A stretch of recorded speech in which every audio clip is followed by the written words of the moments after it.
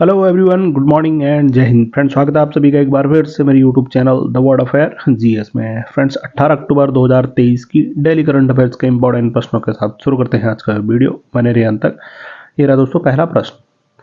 तो हाल ही में अंतर्राष्ट्रीय ओलंपिक समिति ने क्रिकेट, बेसबॉल और स्क्वैश खेलों को किस वर्ष के ओलंपिक खेलों में शामिल किया है? तो अंतर्राष्ट्रीय ओलंपिक समिति यानी इंटरनेशनल ओलंपिक कमेटी ने क्रिकेट, बेसबॉल और स्क्वैश खेलों को किस वर्ष के ओलंपिक में शामिल करने की घोषणा की है? तो वर्ष 2028।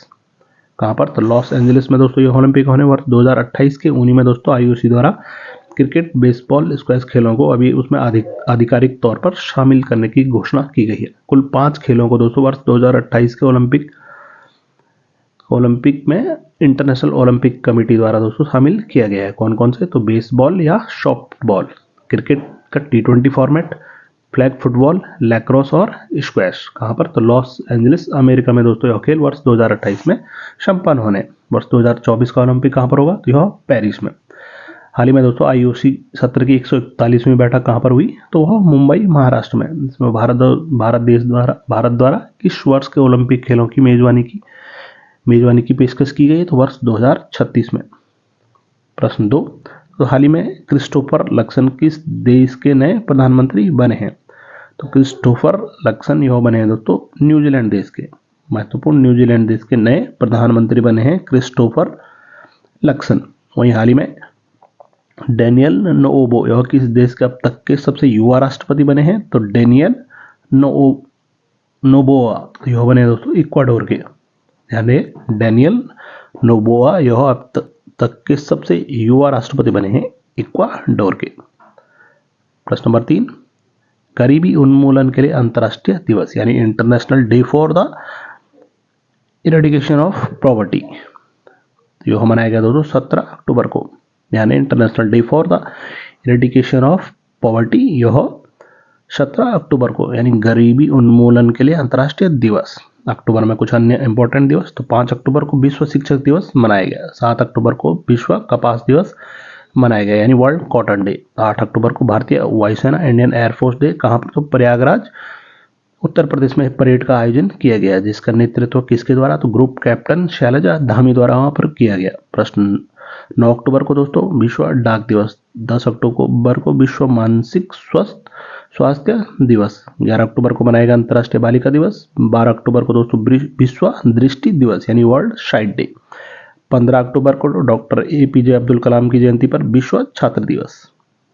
वहीं 16 अक्टूबर को विश्व एनेस्थीसिया और विश्व खाद्य दिवस। विश्व खाद्य दिवस की वर्ष 2023 की थीम क्या थी? तो वह थी water is life, water is food, no one leave behind. पढ़ते हैं प्रश्न चौथे पर। तो 70वें राष्ट्रीय फिल्म पुरस्कार में किस फिल्म ने सर्वश्रेष्ठ फिल्म का राष्ट्रीय फिल्म पुरस्कार जीता है? तो 69वें राष्ट्रीय फिल्म पुरस्कारों की घोषणा यह दोस्तों वितरित किए गए नई दिल्ली में राष्ट्रपति द्रौपदी मुर्मू द्वारा, जिसमें दोस्तों R माधवन द्वारा निर्मित कौन सी? तो रॉकेटरी द नाम्बी इफेक्ट। किनके द्वारा? तो दोस्तों R माधवन द्वारा निर्मित यह film rocketry the Nambi effect को सर्वश्रेष्ठ फिल्म का पुरस्कार दिया गया। वहीं तेलुगु एक्टर अल्लू अर्जुन को दोस्तों द पुष्पा द राइजिंग के लिए सर्वश्रेष्ठ अभिनेता का वहां पर पुरस्कार दिया गया। 5वां प्रश्न। रक्षा मंत्रालय ने INS ब्यास के मिड लाइफ अपग्रेडेशन के लिए किसके साथ समझौता किया है? तो इंडियन नेवी का INS ब्यास।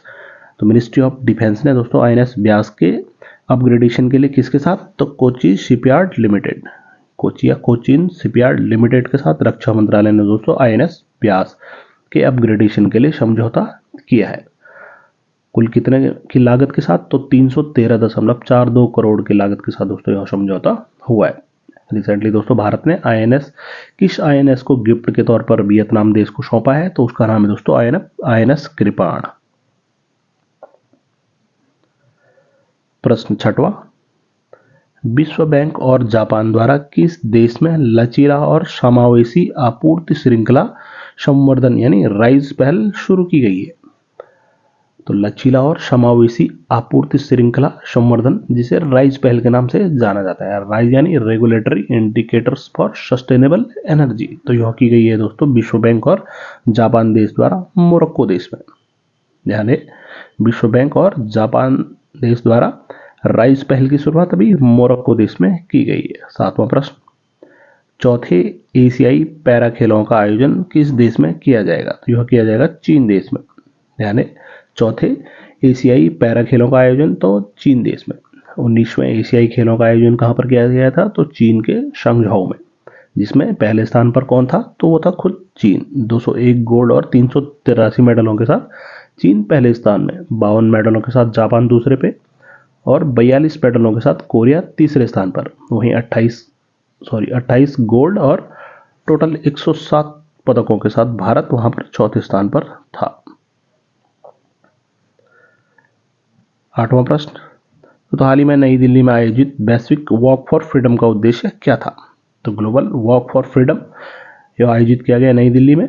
वैश्विक वॉक फॉर फ्रीडम, इसका उद्देश्य है दोस्तों मानव तस्करी के बारे में जागरूकता बढ़ाना। बहुत महत्वपूर्ण, वॉक फॉर फ्रीडम इसका उद्देश्य जो कि नई दिल्ली में आयोजित किया गया, इसका उद्देश्य था मानव तस्करी के बारे में जागरूकता बढ़ाना। 9वां प्रश्न, तो हाल ही में किस मंत्रालय ने सभी सही दावों को निपटने के लिए विवाद से विश्वास 2 अभियान की शुरुआत की है? तो अभियान का नाम विवाद से विश्वास 2, यह अभियान किया गया दोस्तों सड़क परिवहन और राजमार्ग मंत्रालय ने। बहुत ही महत्वपूर्ण, विवाद से विश्वास 2 यह अभियान किसके लिए? तो सही दावों से निपटने के लिए यह अभियान शुरू किया गया सड़क परिवहन और राजमार्ग मंत्रालय द्वारा। प्रश्न 10वां, भारत ब्रिटेन ने 2+2 विदेश रक्षा वार्ता का उद्घाटन कहां किया? तो भारत और ब्रिटेन की 2+2 विदेश रक्षा वार्ता यह नई दिल्ली में हाल ही में आयोजित की गई। यानी भारत और ब्रिटेन रक्षा वार्ता 2+2 रक्षा वार्ता यह भारत की राजधानी नई दिल्ली में आयोजित की गई। 11वां प्रश्न, तो अंतर्राष्ट्रीय मानवीकरण संगठन प्रमाण पत्र से सम्मानित होने वाला देश भर का पहला महिला केंद्रित पुलिस स्टेशन कौन बना है? तो अंतर्राष्ट्रीय मानवीकरण संगठन प्रमाण पत्र से सम्मानित होने वाला भारत देश का पहला महिला पुलिस स्टेशन तो वो बना है भोपाल का महिला थाना। बहुत ही महत्वपूर्ण, मध्य प्रदेश की राजधानी भोपाल का स्थित महिला थाना वह अंतर्राष्ट्रीय मानवीकरण संगठन प्रमाण पत्र से सम्मानित होने वाला देश का पहला महिला केंद्रित पुलिस स्टेशन बना है। 12वां प्रश्न,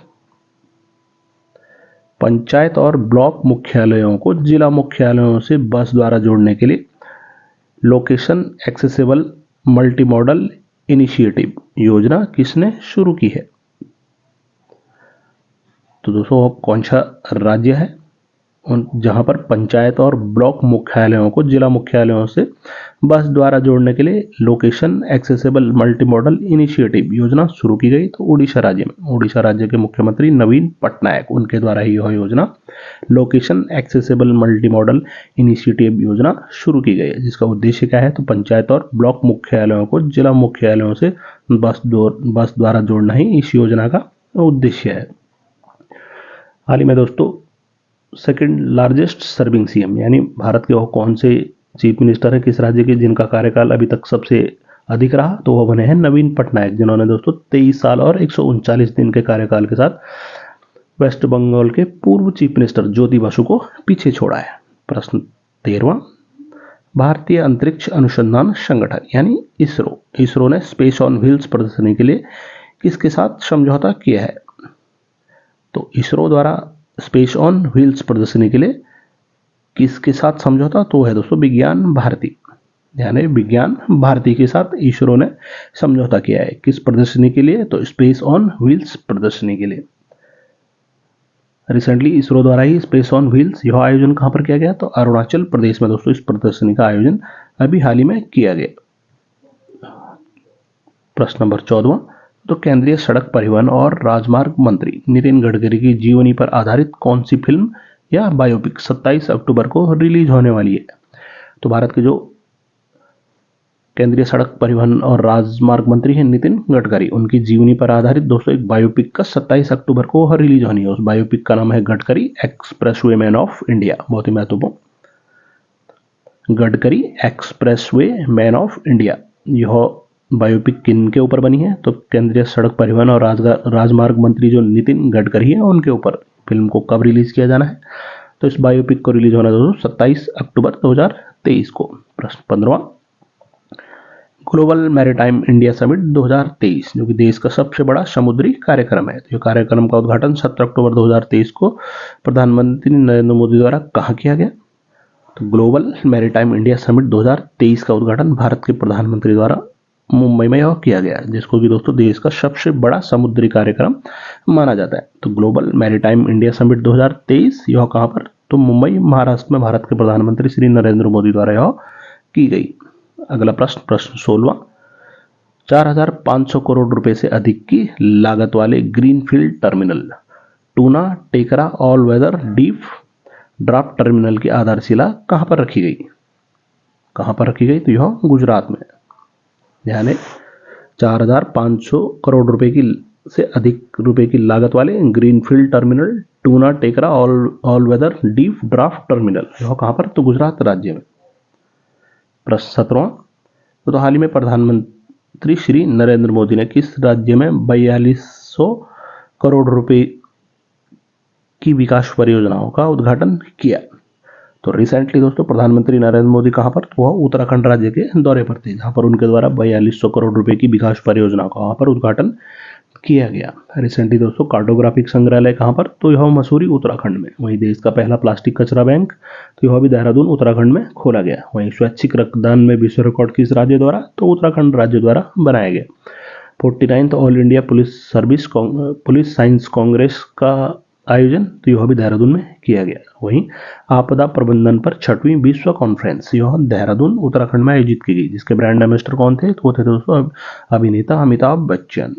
प्रश्न 18वां, मणिपुर उच्च न्यायालय के मुख्य न्यायाधीश के रूप में किसे नियुक्त किया गया है? तो मणिपुर उच्च न्यायालय के मुख्य न्यायाधीश जो बने उनका नाम है जस्टिस सिद्धार्थ मृदुल। जस्टिस सिद्धार्थ मृदुल, इनको ही मणिपुर उच्च न्यायालय का मुख्य न्यायाधीश नियुक्त किया गया है। प्रश्न 19वां, किस राज्य के मुख्यमंत्री ने आगामी त्योहारों के मद्देनजर विशेष स्वच्छता अभियान स्वस्थ त्योहार शुरू किया है? यह किया गया उत्तर प्रदेश के चीफ मिनिस्टर मुख्यमंत्री योगी आदित्यनाथ द्वारा। यानी स्वच्छ त्योहार स्वस्थ त्योहार यह अभियान तो उत्तर प्रदेश के मुख्यमंत्री श्री योगी आदित्यनाथ द्वारा यह किया गया। रिसेंटली दोस्तों 1100 महिला बीट अधिकारियों को गुलाबी स्कूटी कहां पर दी जाएगी? तो वह भी उत्तर प्रदेश राज्य में। तो उत्तर प्रदेश राज्य का वह कौन सा जिला है जहां पर सभी सरकारी स्कूलों में स्मार्ट क्लासरूम बनी है? तो वह बना है बरेली जिला। प्रश्न 20 और आज का अंतिम प्रश्न, तो अहमदाबाद के पेरी अर्बन क्षेत्र में सुधार के लिए $181 मिलियन के ऋण को किसने हरी झंडी दी है? तो अहमदाबाद गुजरात में पेरी अर्बन क्षेत्र में सुधार के लिए $181 मिलियन के ऋण को मंजूरी और दी गई है दोस्तों एडीबी यानी एशियाई विकास बोर्ड या एशियन डेवलपमेंट बैंक द्वारा, जिसकी स्थापना कब होती है? तो 1966 को। हेडक्वार्टर कहां पर? तो मनीला फिलीपींस में। सदस्य देशों की संख्या कितनी है एडीबी की? तो है दोस्तों 68। तो दोस्तों 18 अक्टूबर 2023 की करंट अफेयर्स के होते हैं इंपॉर्टेंट प्रश्न। तो आपके लिए पिछले वीडियो से ये रहा प्रश्न। तो आपको बताना है दोस्तों, भारतीय सेना ने दुनिया के सबसे ऊंचे युद्ध क्षेत्र यानी सियाचिन ग्लेशियर पर पहली बार किस टेलीकॉम कंपनी के साथ मिलकर मोबाइल टावर स्थापित किया है? आपके सामने ऑप्शन है दोस्तों जियो, बीएसएनएल, एयरटेल या वोडाफोन। प्रश्नों का उत्तर दोस्तों आप कमेंट सेक्शन में जरूर लिखकर बताएं। वीडियो की पीडीएफ मेरे Telegram channel current affair by the world affair जी से भी डाउनलोड कर सकते हैं। उम्मीद करते हैं दोस्तों आपको ये वीडियो पसंद आया होगा। बहुत जल्दी मिलते हैं अगली वीडियो के साथ, तब तक के लिए बाय बाय, टेक केयर, जय हिंद।